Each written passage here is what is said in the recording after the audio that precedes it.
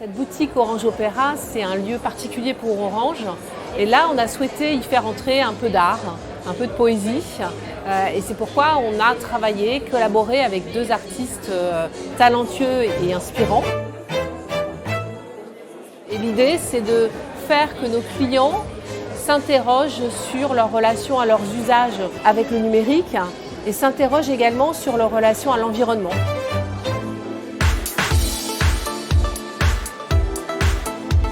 On a choisi de collaborer avec Vénitia Kay et Encore une s'il te plaît, parce que ce sont des artistes qui sont extrêmement contemporains, qui ont compris et qui ont complètement intégré dans leurs œuvres le rapport au digital, le rapport à l'environnement. J'ai eu envie de retravailler ce que j'avais déjà travaillé autour d'un hashtag qu'on appelle le hashtag foodporn, qui est le deuxième hashtag le plus utilisé sur Instagram. Ici, on se retrouve devant une table qu'on a appelée la table Compose ton foodporn, puisque je propose à l'utilisateur de la boutique Orange de pouvoir venir et composer lui-même son propre foodporn.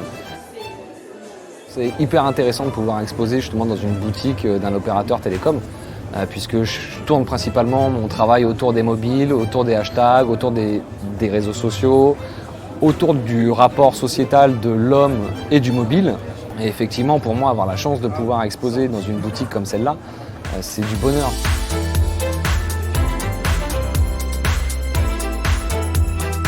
Ma série à hit, c'est de l'installation sculpturale éphémère que du coup je propose ici sous forme de photographie dans le SAV de la boutique Orange Opéra et qui permet donc avec ce jeu d'illusion de créer une sensibilisation grâce à un décalage entre la nourriture et les déchets électroniques avec une certaine sensibilisation aux gestes éco-citoyens, éco-responsables qu'on peut faire un petit peu au quotidien, qui est donc ici dans la boutique Orange Opéra liée avec l'installation des bacs de recyclage.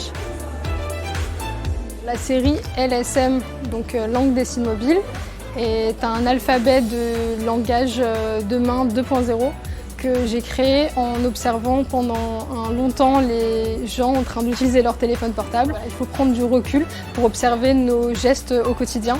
Et ce langage 2.0, ce langage connecté qui n'existait pas avant et qui peut-être n'existera plus, il ne faut pas être déconnecté d'une certaine réalité, alors même qu'on a envie de rester connecté tous les jours sur notre téléphone. On est très contents et très heureux d'avoir collaboré avec eux deux.